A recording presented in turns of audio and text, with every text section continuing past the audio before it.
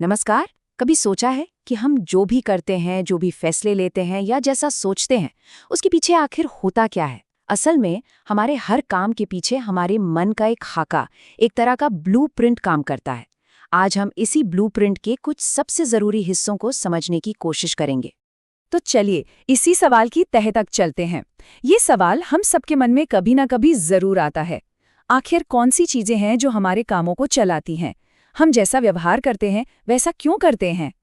और जानते हैं, इन सारी सवालों के जवाब छिपे हैं साइकोलॉजी की कुछ बहुत ही बुनियादी अवधारणाओं में।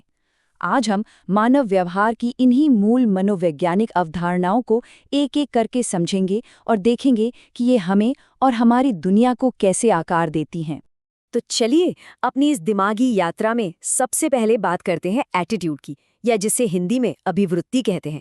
ये वो अंदरूनी कंपस है जो हमारी पसंद नापसंद और फैसलों को रास्ता दिखाता है। तो आखिर ये एटीट्यूड या अभिवृत्ति है क्या चीज? देखिए, ये किसी भी विचार, वस्तु, व्यक्ति या स्थिति के लिए पॉजिटिव या नेगेटिव तरीके से रिस्पॉन्ड करने की हमारी एक आदत है, एक झुकाव है। आसान शब्दों में कहें तो ये किसी भी चीज के लिए हमारी पसंद या नापसंद है, हमारा नजरिया। और यहाँ एक बहुत दिलचस्प बात है। कोई भी एटीट्यूड 3 हिस्सों से मिलकर बनता है। पहला है इमोशनल यानी भावात्मक, मतलब हम किसी चीज के बारे में कैसा फील करते हैं। दूसरा है कॉग्निटिव यानी ज्ञानात्मक, मतलब हम उसके बारे में क्या मानते हैं, हमारी सोच क्या है। और तीसरा है बिहेवियरल यानी व्यवहार, मतलब हम उस चीज के प्रति कैसा बर्ताव करते हैं। ये तीनों मिलकर ही हमारा पूरा एटीट्यूड बनाते हैं। और ये जानना जरूरी क्यों है? क्योंकि यही एटीट्यूड्स हमारे हर छोटे बड़े फैसले को गाइड करते हैं। सुबह कौन सी कॉफी पीनी है इससे लेकर जिंदगी में किसे अपना साथी चुनना है, सब कुछ इसी पर निर्भर करता है। चलिए अब मन की एक और परत को देखते हैं जो थोड़ी पेचीदा है। इसे हम पूर्वाग्रह या प्रेजुडिस कहते हैं। इसे आप दिमाग का एक फ्लॉड शॉर्टकट भी मान सकते हैं, जो अक्सर हमें गलत रास्ते पर ले जाता है। तो पूर्वाग्रह है क्या? सीधे शब्दों में कहें तो ये किसी इंसान या किसी पूरे ग्रुप के बारे में बिना पूरी जानकारी के, बिना किसी ठोस वजह के पहले से ही एक राय बना लेना है। ज्यादातर ये राय नेगेटिव होती है। ये एक तरह का मानसिक फैसला है जो सबूतों के बिना ही कर लिया जाता है। पूर्वाग्रह की कुछ खासियतें होती हैं जो इसे इतना पावरफुल और खतरनाक बनाती हैं। देखिए, पहली बात तो ये कि हम इसे लेकर पैदा नहीं होते, इसे हम सीखते हैं, एक्वायर करते हैं। दूसरा, ये तर्क से ज्यादा हमारी भावनाओं, हमारे इमोशंस से जुड़ा होता है। और ये सिर्फ एक व्यक्ति के खिलाफ नहीं, बल्कि पूरे के पूरे ग्रुप के खिलाफ होता है। यह कठोर सामान्यीकरण पर आधारित होता है। और हाँ, हमारी परंपराएं और रीति रिवाज भी इसे मजबूत करने में बड़ा रोल निभाते हैं। अब दिमाग के उस हिस्से में चलते हैं जो हमारे लिए एक पर्सनल आर्काइव की तरह काम करता है, जहां हमारे सारे अनुभव सहेजे जाते हैं। बात करते हैं लर्निंग और मेमोरी की।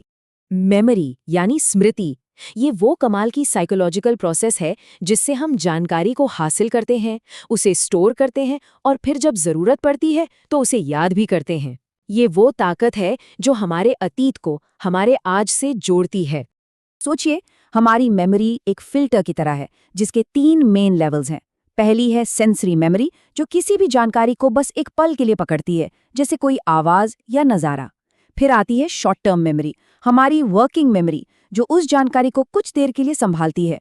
और आखिर में है लॉन्ग टर्म मेमोरी, हमारा स्थायी खजाना, जहां जरूरी यादें हमेशा के लिए सहेज ली जाती हैं। आइए इसे थोड़ा और बेहतर तरीके से समझें। शॉर्ट टर्म मेमोरी, जैसा कि नाम से ही पता चलता है, इसमें इंफॉर्मेशन बस कुछ सेकंड्स, मान लीजिए 30 सेकंड्स तक रहती है। इसकी कैपेसिटी भी बहुत लिमिटेड है।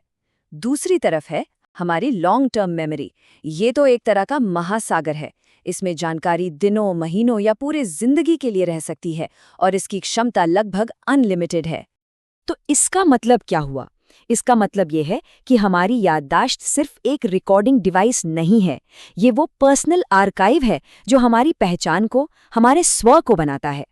और अब हम पहुंचते हैं अपने आखिरी और शायद सबसे दिलचस्प पड़ाव पर, परसेप्शन यानी अवबोधन। ये वो प्रोसेस है जिससे हमारा दिमाग अपनी खुद की रियलिटी बनाता है। तो परसेप्शन है क्या?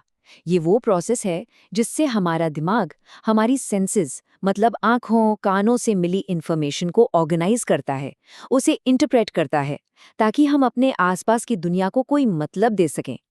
और ये लाइन इस पूरी बात को बहुत खूबसूरती से बताती है। हम दुनिया को वैसी नहीं देखते जैसी वो है, हम दुनिया को वैसे देखते हैं जैसे हम खुद हैं। हमारे अपने अनुभव, हमारी सोच, हमारे जज्बात, यही सब मिलकर हमारी हकीकत बनाते हैं। तो हमने 4 की कॉन्सेप्ट्स को समझा। अब फटाफट इन सब को एक साथ जोड़कर देखते हैं कि ये मिलकर हमारी समझ को कैसे बनाते हैं। सबसे पहले एटीट्यूड, जो हमें दिशा दिखाता है, हमारा रास्ता तय करता है। फिर आता है प्रेजुडिस, जो हमें अक्सर सही रास्ते से भटका देता है। उसके बाद है मेमोरी, जो हमारे हर अनुभव को, हर लम्हे को रिकॉर्ड करती है। और आखिर में है परसेप्शन, जो इन सब का इस्तेमाल करके हमारी अपनी हकीकत बनाता है। ये चारों मिलकर ही हमारे मन का वो ब्लूप्रिंट बनाते हैं जिसकी हमने शुरुआत में बात की थी। तो सवाल अब ये है, अपने मन के इस ब्लूप्रिंट को समझने के बाद कोई क्या बनाना चाहेगा?